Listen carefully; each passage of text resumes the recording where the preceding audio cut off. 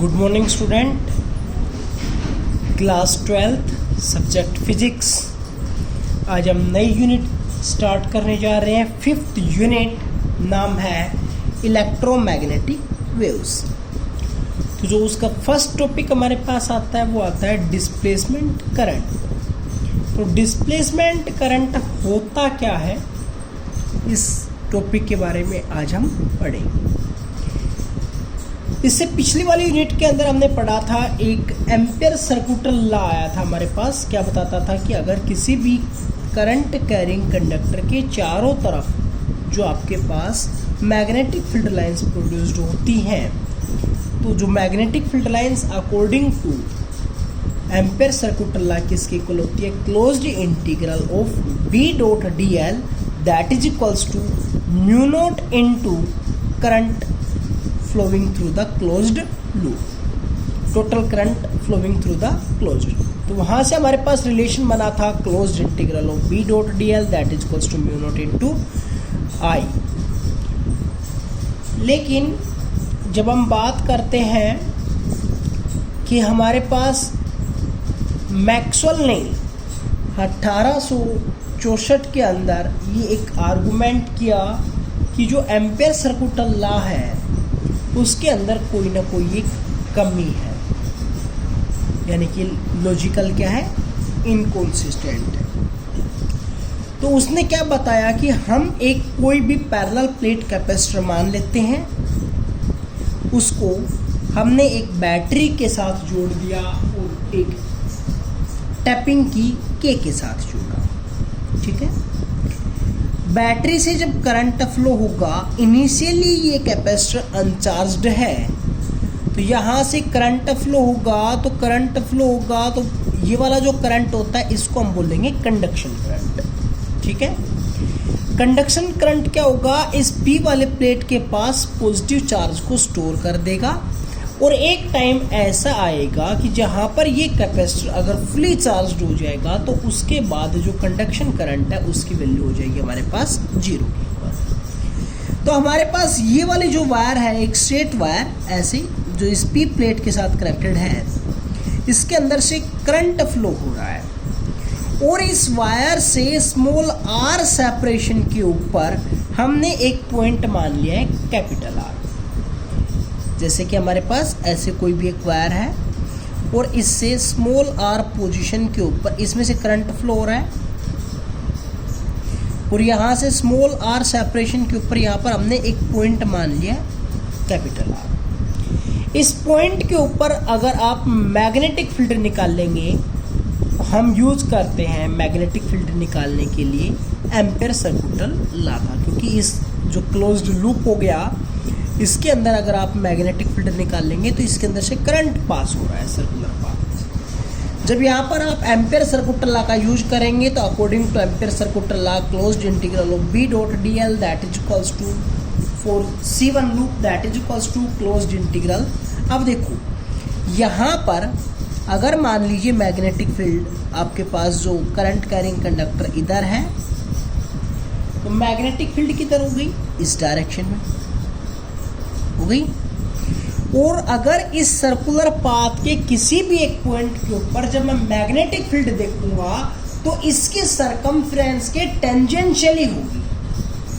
अगर मान लीजिए कहीं पर भी आप पॉइंट लेंगे और उस पॉइंट के ऊपर अगर आप मैग्नेटिक फील्ड की डायरेक्शन देंगे तो उसकी सरकमफ्रेंस के टेंजेंशियली होगी।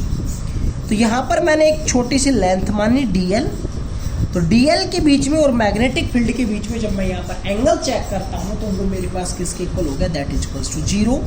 सो यहाँ पर हमने एंगल भी क्या पुट कर दिया, cos 0। cos 0 किसके इक्वल होता है, 1 के इक्वल होता है। तो क्लोज्ड इंटीग्रल b dl हमारे पास किसके इक्वल आ गया, b इंटू dl का इंटीग्रेशन करेंगे तो इसकी सर्कमफ्रेंस के बराबर होगा, that is equals to 2 pi r के इक्वल। और according to Ampere circular law हमारे पास किसके इक्वल था, म्यू नॉट इनटू आई। यहाँ से हमने b की वैल्यू निकाली तो b की वैल्यू हमारे पास आ गई mu not I divided by 2 pi r, और इसको हमने इक्वेशन सेकंड बोल दिया। फर्स्ट इक्वेशन हमारे पास जो एम्पियर सर्कुलर लॉ था उसको हमने बोला। फिर हमने क्या किया, इसी डायग्राम को थोड़ा सा चेंज करके मैंने इधर एक दूसरा डायग्राम बनाया। दूसरे डायग्राम के अंदर जैसे कि मान लीजिए इसके अंदर से करंट आई फ्लो हो रहा था, यहाँ पर ये वाला लूप मैंने सेम लिया है, लेकिन एक इसी साइज का एक लूप मैं इन दोनों प्लेट्स के बीच में ले लेता हूँ और उस लूप को नाम दे देता हूँ एस, और इन दोनों पार्ट्स को हम जोड़ देते हैं। लेकिन ध्यान रखना, आपके पास जो ये प्लेट है या फिर जो कंडक्शन करंट आ रहा था वो इस लूप के साथ अटैच्ड नहीं है। यानी कि मान लीजिए आपके पास ये एक करंट कैरिंग वायर थी इधर, तो ये वाला जो लूप है वो ऐसे लूप है और इस वाले एंड को प्लेट से जोड़ दिया गया है, और एक इधर लूप और बनाया हुआ है और इन दोनों लूपों को ऐसे जोड़ा हुआ है। मतलब जो कंडक्शन करंट है वो इस पूरे लूप के साथ कहीं पर भी टच नहीं। ठीक है, इधर हो गया नेगेटिव चार्ज, तो यहाँ पर इलेक्ट्रिक फील्ड लाइंस होंगी तो उनकी डायरेक्शन ये होगी। ठीक है,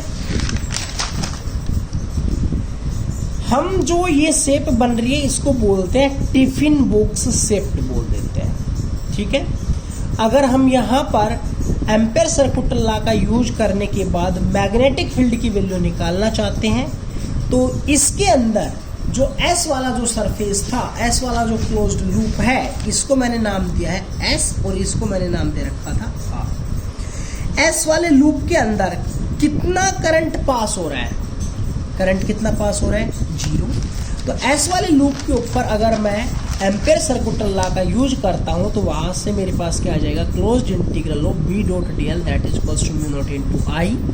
लेकिन इन दोनों के बीच में तो एंगल बन जाएगा 0, तो हमारे पास हो जाएगा closed integral B dot D L, B D L का इंटीग्रेशन कर लेंगे। लेकिन करंट की वैल्यू अगर मैं यहाँ पर 0 रखूंगा तो मैग्नेटिक फील्ड की वैल्यू क्या आ गई मेरे पास, 0। तो इसने ये कहा कि अगर हम ऐसी शेप एक बार यहाँ पर लेते हैं तो यहाँ पर हमारे पास एक बार तो मैग्नेटिक फील्ड ये बन गई है, लेकिन अगर ऐसी शेप अगर हम यहाँ पर लेते हैं तो यहाँ पर हमारे पास मैग्नेटिक फील्ड क्या आ गई है, 0। इसका मतलब ऐसा पॉसिबल नहीं है एम्पेयर सर्कुलर लॉ का, जिसके कारण उसने कहा मैक्सवेल ने कि यहाँ पर इनकंसिस्टेंसी है।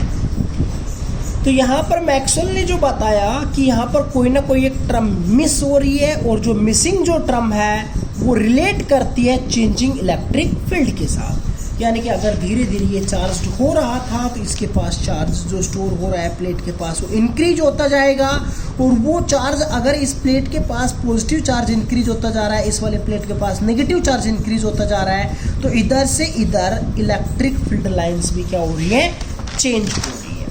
ठीक है, the magnitude of electric field between the plates of capacitor हमारे पास according to Gauss theorem of electrostatics क्या थी, closed integral of E dot d s, closed integral of E dot d s that is equals to 1 upon में epsilon naught times the charge enclosed.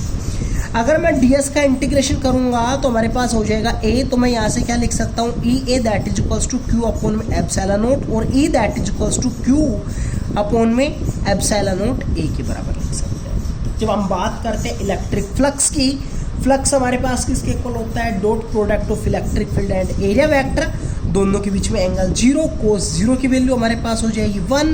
सो हम electric flux लिख सकते हैं ई ए के बराबर। ए की वैल्यू पुट करते हैं, ए से ए कैंसिल हो जाएगा, तो हमारे पास फ्लक्स की वैल्यू आ गई क्यू अपॉन में एप्सिलॉन। हम दोनों साइड अगर इसका डिफरेंशिएशन कर दे with respect to time, so rate of change of electric flux that is equals to rate of change of charge with charge divided by epsilon, ये बनेगा। अब मैं यहाँ से इसको लिख सकता हूँ D Q by D T into 1 by epsilon naught, और यहाँ से मैं D Q by D T की वैल्यू निकालना चाहूँगा तो एप्सिलॉन नॉट जाकर इधर चला जाएगा प्रोडक्ट के अंदर, और जो D Q by D T ये बन गया एक करंट, और यहाँ पर जो करंट होता है उसको हम बोल देते हैं डिस्प्लेसमेंट करंट, और रिप्रेजेंटेशन किया जाता है आई डी के साथ। हमारे पास यहाँ पर रिलेशन के अंदर डिस्प्लेसमेंट करंट किसके इक्वल हो गया, epsilon naught phi E by D T.